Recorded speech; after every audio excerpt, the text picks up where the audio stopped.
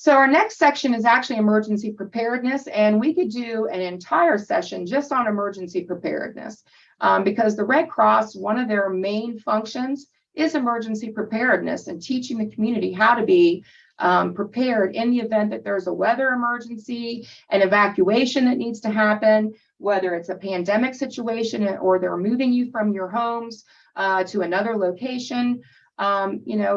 It can be a number of different issues when it comes to being prepared for an emergency or disaster.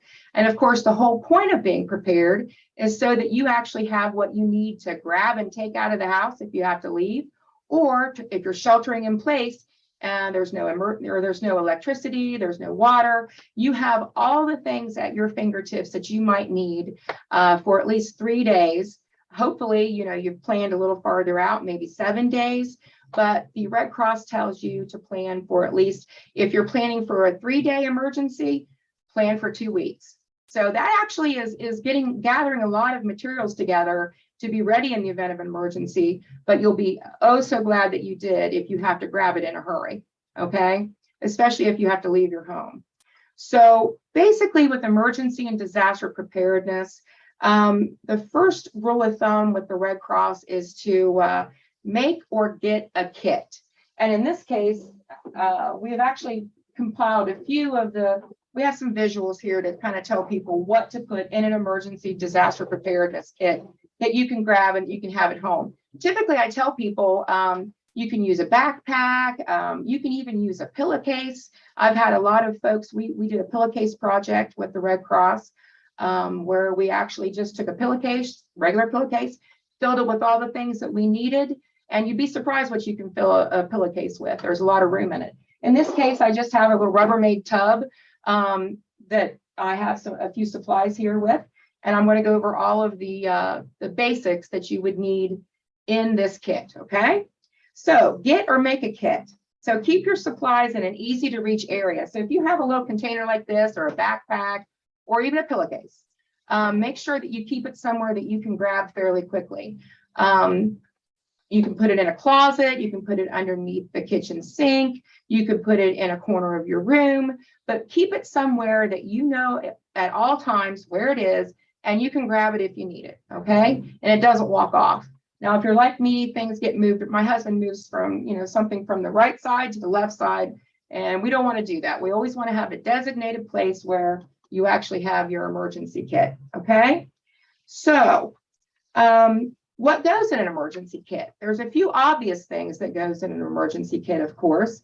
And one of those obvious things would be a first aid kit. And there's all different kinds of first aid kits out there. So, if you have one at home, just throw that in your container, whatever it may be. Make sure that you have it, that you can grab it, because you never know when you're going to need a basic first aid kit.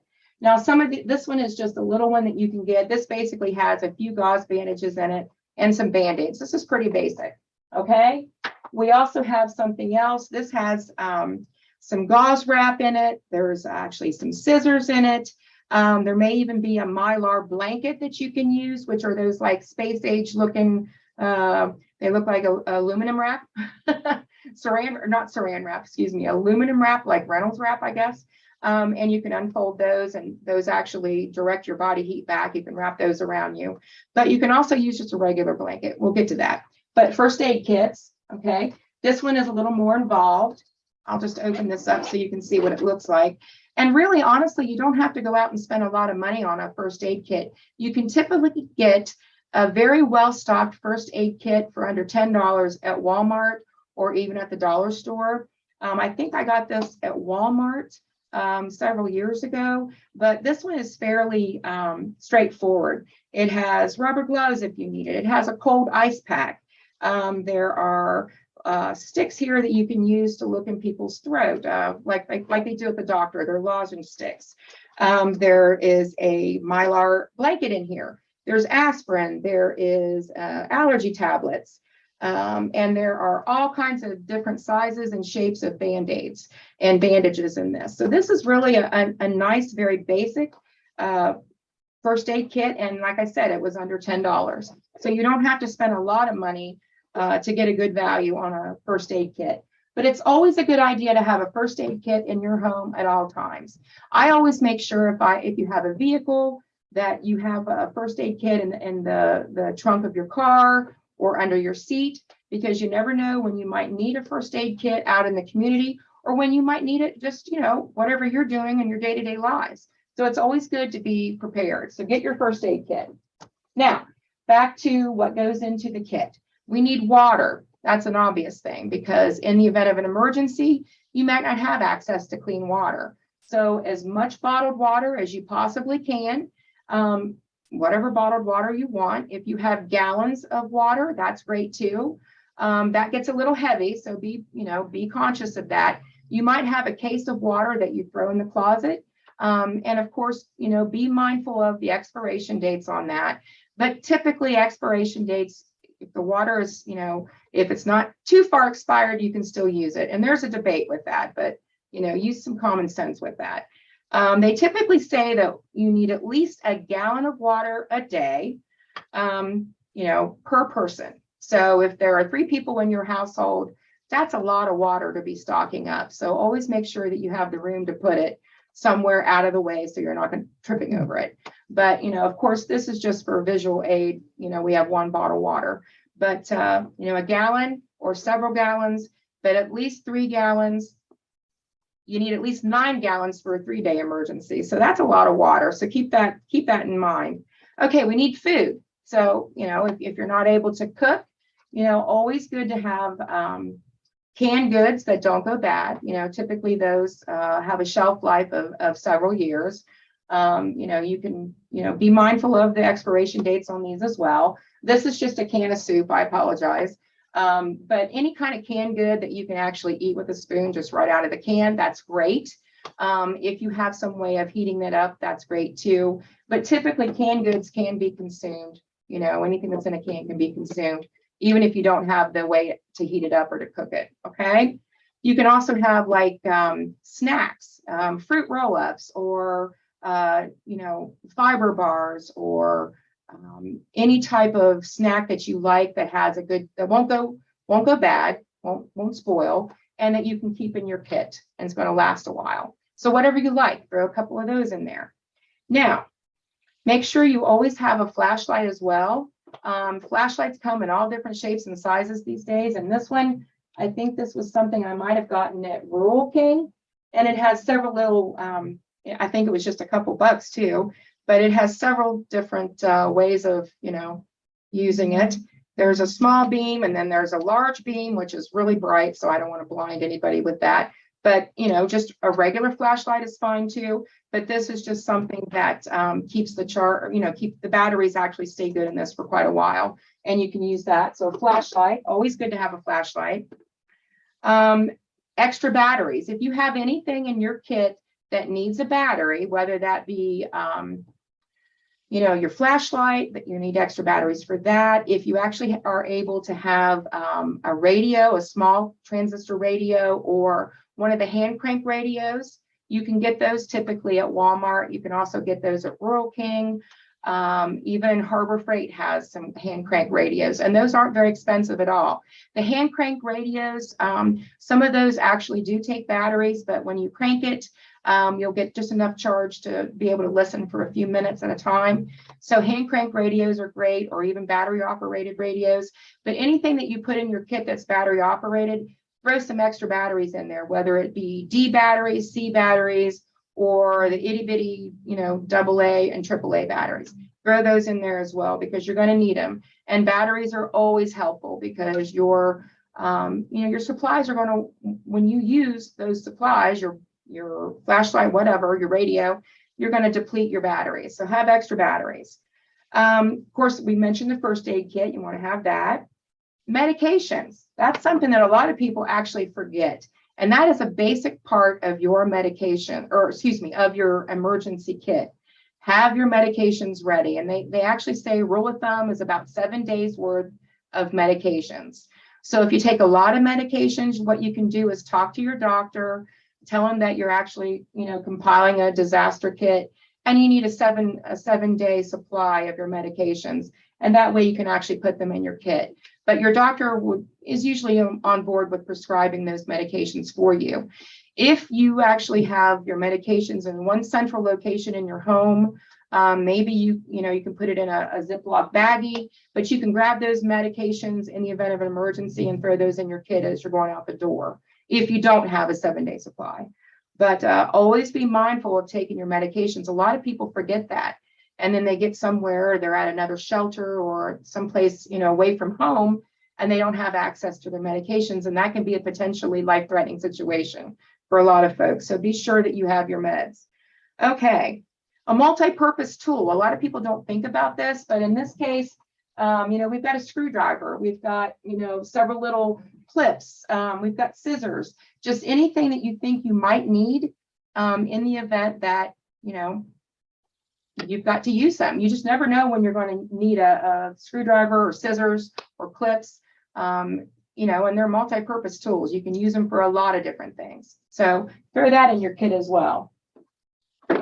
Sanitation items. Now, your sanitation items are typically, hand wipes, wet wipes, if you like wet wipes to use to clean your hands, hand sanitizer, and of course, couple rolls of TP. You'll thank yourself later when you actually have to go and you need something. TP, always helpful. Okay, so stock up on that.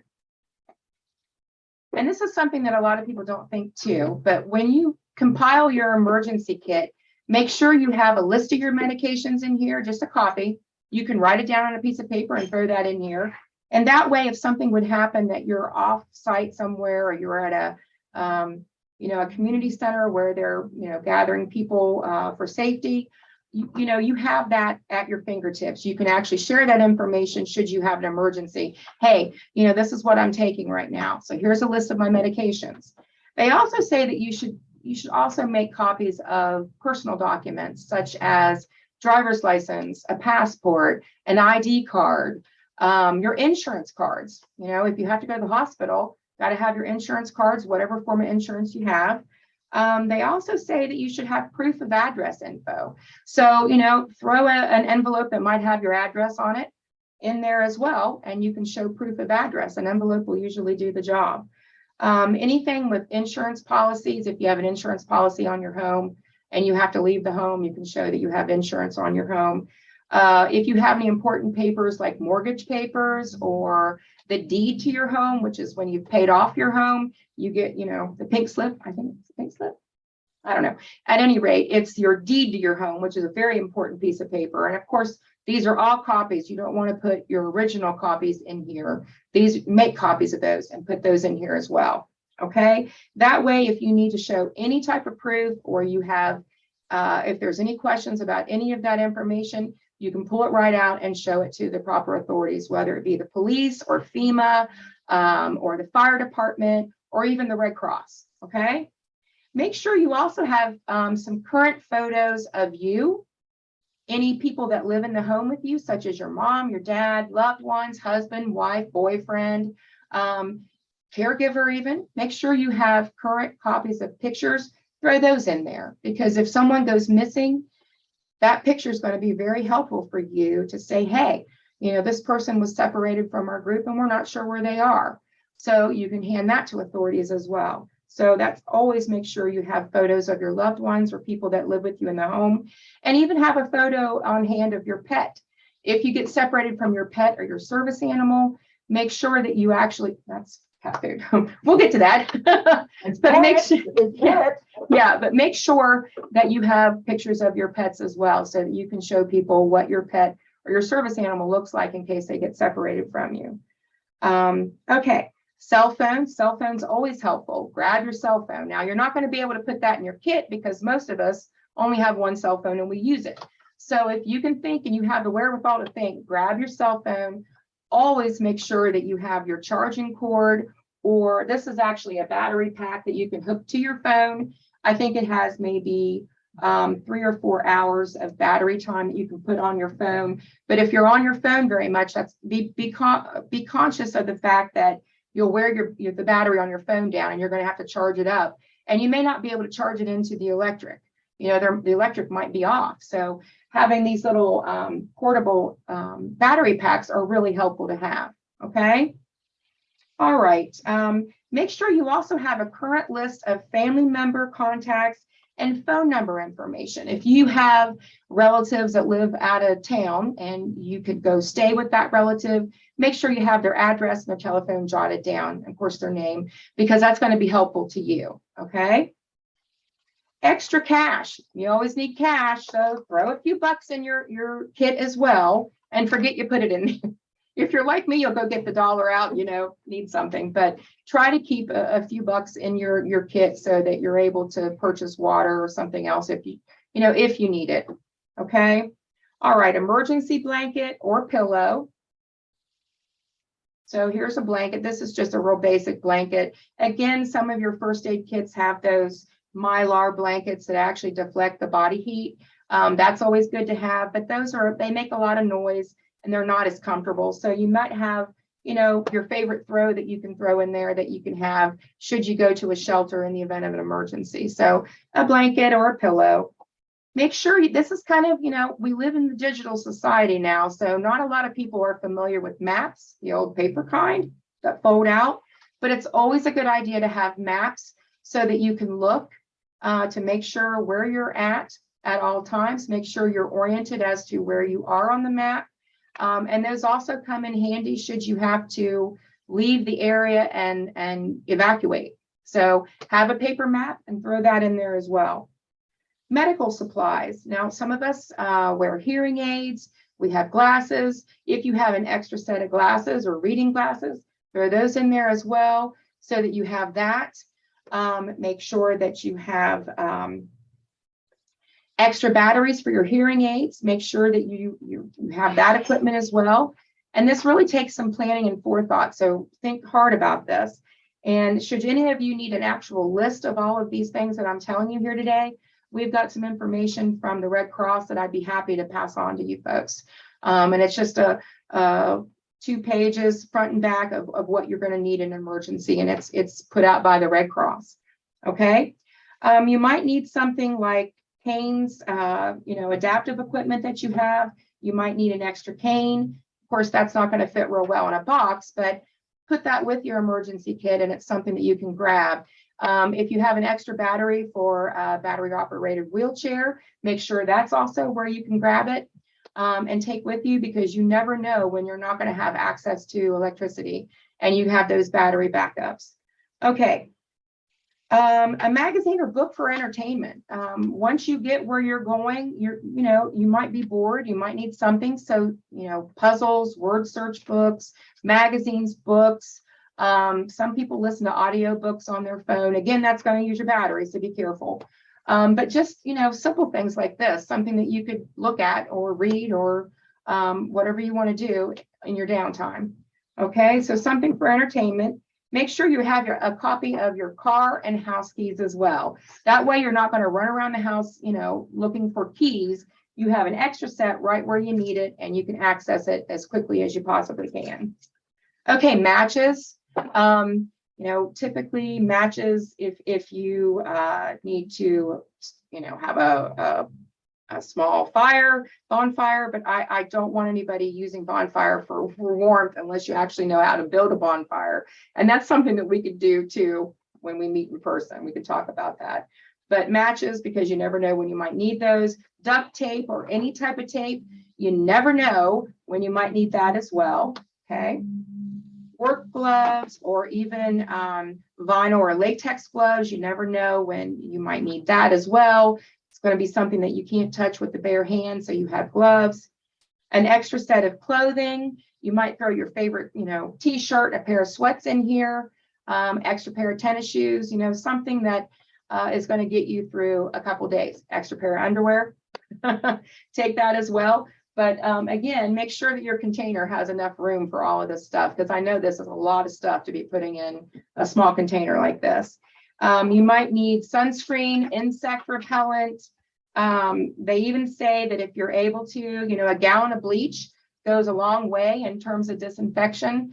You could actually have a gallon of bleach with this as well. And of course, our blanket. Or a sleeping bag. If you have a sleeping bag, you can put that in there as well, because we don't always use our sleeping bags every day. Now, the second thing that they want you to know in terms, we've made our kit, So now we actually need to make a safety plan. What do we do in the event of an emergency? Well, what's an emergency? An emergency is pretty much anything that takes you away from your home. Perhaps you need to have, and if there's an evacuation because of weather. You've had a fire in the home and you need to exit the home as quickly as possible. You have to relocate someplace else, take this kit with you, and you have everything that you need. So make sure that you make a plan for safety. Sit down with your family members, your caregiver, anybody else that lives in your home, your husband, your wife, your girlfriend, your boyfriend, whoever might be living with you. Sit down and actually discuss as a team, as a group, hey, if we have an emergency and we have to leave really quickly, what is it do you think we need to take? There might be something that person really wants to take, and it's something that we might not have thought of. A dog toy, if you're actually evacuating the home with your pet or your service animal, make sure you have toys for your pet. Make sure you have food for your pet. There you go. Dog food, cat food, whatever kind of pet you have. Make sure that you also think to pack for them and that you have food for them, because I'm sure most of you are going to take your pets with you in the event that you have to evacuate your home. But discuss how to prepare for an emergency, whether it be a weather emergency, a home safety emergency like a fire, or there's been some type of a storm that has knocked the electricity out, the heat out, where it makes it unsafe for you to remain in your home. You have everything at your fingertips. And you have the extra things that might mean something to somebody else that you might not think of. So if you have young children in the home, they might want to grab their favorite teddy bear. It's something like that. So discuss how to prepare to get ready for the emergency, and discuss what kind of emergencies are actually emergencies that could happen to you. A house fire. In this area, we have a lot of different weather emergencies. Some of you remember having the derecho a few years ago where we had no power, no air conditioning. It was miserable for a lot of folks, but having being actually prepared and having an emergency kit like this would have really gone far to help people, because a lot of people actually had to leave their homes because, if you remember, it was so unbearably hot that week. There was no ice to be had anywhere. There was no gas to be had. So something like this would really come in handy, especially because you don't have to go buy food or water or the things that you actually need for the basics. Okay. When you're actually sitting down with your people and you're making a plan for any type of emergency, give each person something to do. Do it as a team. Everyone likes to be involved. So each person could compile a kit like this too, and you could have more than one in your home. Each one of you could have one of these in your closet. So, however many people you live with at home, the more supplies, the better. And the easier that you can carry them, the better as well. Okay. Set up a safe place to meet in the community if you get separated. If you have to evacuate your home, someone knocks on your door and says, hey, you've got to leave very quickly. There's, a bad storm coming, or there's a forest fire coming and your home is in the way. You've got to pick up and leave when the authorities tell you. They don't give you a lot of time. So you want to make sure you can grab this and get out as quickly as possible. So having this, prepared in advance, really helpful. So set up a safe, if for some reason you're evacuated from your home and you're separated from, other people in your home, your loved ones, friends, family, set up a designated place, someplace out in the community that you can meet, that everyone knows where it is, and you can meet there. In some cases, that might be your church. It might be a rec center, the YMCA, the YWCA, a high school, a grade school. It might be the city building downtown, but whatever is closest to you, where you can safely evacuate and go to wait for that people, that's a designated place. They all know that they need to go right there, so you can meet up with your party and do whatever you need to do next, whether it's leave town or go to a hotel, or, if you're being evacuated by the authorities and you're on a bus or whatever it may be, you can get out quickly. Okay, no questions asked. Okay. Be sure to think of how you're going to get there. Some of you drive, some of you might not drive. If there are buses operating, you can take a bus wherever, know your bus locations, know the bus stops in your community, in your area, in your neighborhood, so that you can evacuate quickly. A lot of times when cities are evacuating, they might send school buses around to pick people up to evacuate a town. But just make sure that you have a plan on, how you're going to get to where you're going. So if you're able to drive and you can drive your own vehicle there, or someone else in your family can drive you there, that's great. But make sure that you have that worked out in advance as well. Okay? Practice evacuating your home at least 2 times a year. Know where your kit is. Look at all the items that are actually in your kit, and make sure that you can grab it, go, and everybody in your vicinity knows what to do. Everybody has a role. Okay? Practice at least 2 times a year. Now, map a route from your home to wherever you're going to meet. That's also when that map actually comes in handy. Some of you have maps and navigation systems on your phone, which most of us do. So you can look on your phone as well, but be conscious of the fact that you might run your batteries down on your phone. Okay. Be sure to plan on taking your pets. So designate somebody in your group to, grab the dog or grab the cat or grab multiple dogs or multiple cats as you're leaving your home. Make sure you have an extra leash. If you have a cat carrier or an animal carrier, keep that somewhere that that you can grab so you can get them safely out as well. Okay. I know this is a lot of stuff to actually carry, but hopefully you can get it out, get it, to your vehicle or on a bus or whatever you need to take with you wherever you're going. Okay. But map a route, be conscious of where you are, where you live in the city, and how you can get to the main city thoroughfares, like downtown, wherever you live in town, downtown. Okay. Be informed, know what kind of emergencies to prepare for. In our area, we have storm and weather related emergencies. We might have flood. We might have a health emergency like a pandemic, and they're evacuating, or they're moving people to an offsite location to recuperate. Just always be aware of what's going on in the community and what kind of emergencies that you might have. Make sure that you have an N95 mask and or a face mask, because since we're still in a pandemic, make sure that you have one of those in your kit as well, because you never know when you might need it. Okay. We don't have a lot of earthquakes here, although, you might be somewhere down the road where there is an earthquake. You need to be conscious of that, but that really isn't something that we have to deal with here in this area. We do have tornadoes. Tornadoes come through and cause damage. They have to evacuate for safety. Again, you've got your kit. You can move wherever you need to offsite, and you have all the things that you need. Be informed about what constitutes a watch as opposed to a warning. If you've got bad weather coming, most of you know the difference between a watch and a warning, but I'll just go over that with you. A watch, like a weather watch, means the conditions are likely for that to happen, and or, we could have the possibility of that particular event. And a warning means, that event has happened, it's serious, and follow whatever directions they give you on the radio or what you hear from your emergency service personnel, the fire department, the police department. And they're also going to give you a little bit of direction if you have to evacuate as to where to go. Okay. But always make sure you know the difference between a watch and a warning, and be listening to the radio. If you have those hand crank radios or the battery radios, listen to the radio to see what's going on. Keep in contact with current events. Okay, so when a major emergency event occurs, your community can change in the blink of an eye, and loved ones or you could be hurt or injured, so help might be delayed. So all of these things are things that you can use to shelter in place or to move to an offsite location to keep you and your loved ones safe. This is a really simple tool. This is just a whistle. If you were in my class several years ago, I did emergency preparedness with folks, and I actually gave these out to put in your kits.